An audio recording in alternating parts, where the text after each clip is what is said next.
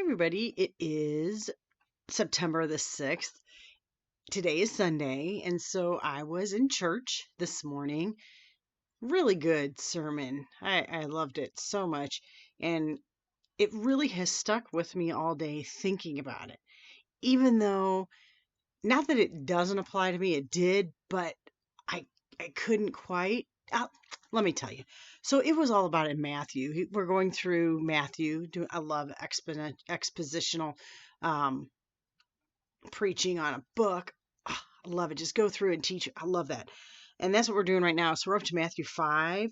And what I'm going to share with you is 43 and 44. It's a verse that you've probably heard again and again, but it's where, Pastor took us that really has been sitting with me all day. It's the verse that says, "You have heard that it was said that you should love your neighbor and hate your enemy. But I say to you, love your enemies and pray for those who persecute you." Um, and I really liked because he focused on the word love a lot. Um, and he went back to the Greek and all that. And the word love is not an emotion, it's more of a verb, something that you have to do. It's a choice. So obviously, if you talk emotion, you can get all involved. You're not going to fall in love with your enemies, but you can choose to be loving towards them. It's an action. And I've always had the same thought about marriage with that same word of love. It just always irked me when people are like, "Oh, I love you, but I'm not in love with you anymore."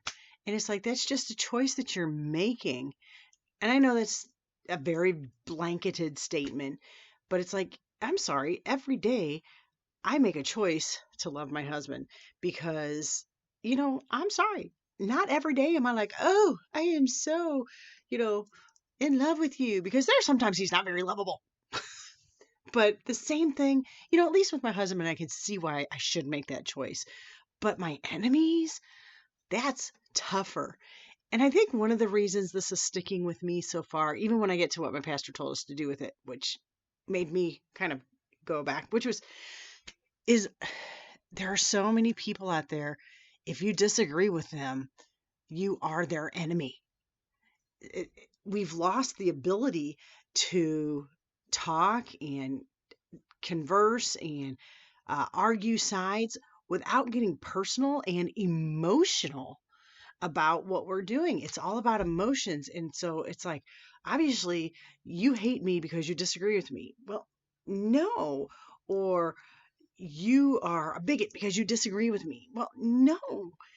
And so I think it's really this word and then the idea behind the word of love, the agape, that it's an action and not a feeling, not an emotion that is stuck with me. So now I'll tell you what Pastor told us to do with it. Okay, so I'm going to have you all get out your cell phones and text yourself and put your name on it, and then put your enemy's name on it, or somebody that you had in your mind this whole time. Like, yeah, I know who you're talking about, because he went through a lot.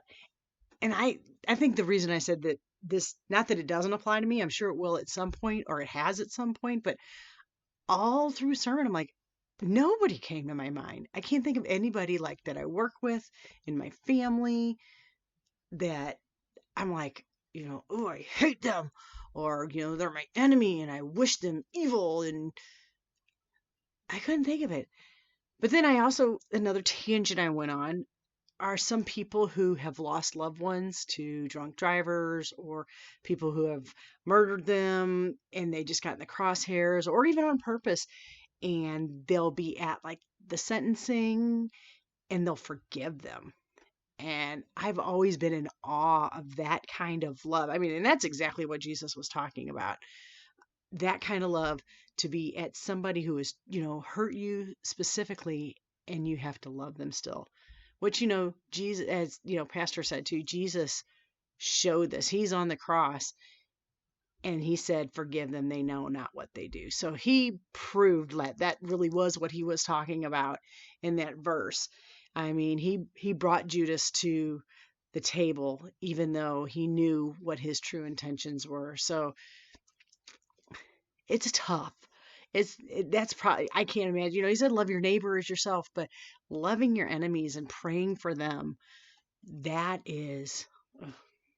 So I guess where I found God today is in that love, because I can so identify with it. And I pray that when push comes to shove, if I am in that situation, that would be true for me as well. And so that's where I found myself. It's funny that I felt very separate from it, sort of, yet just completely compelled and thinking about it all day long. Um, God's funny like that. So that's where I found God today. Love, love, love.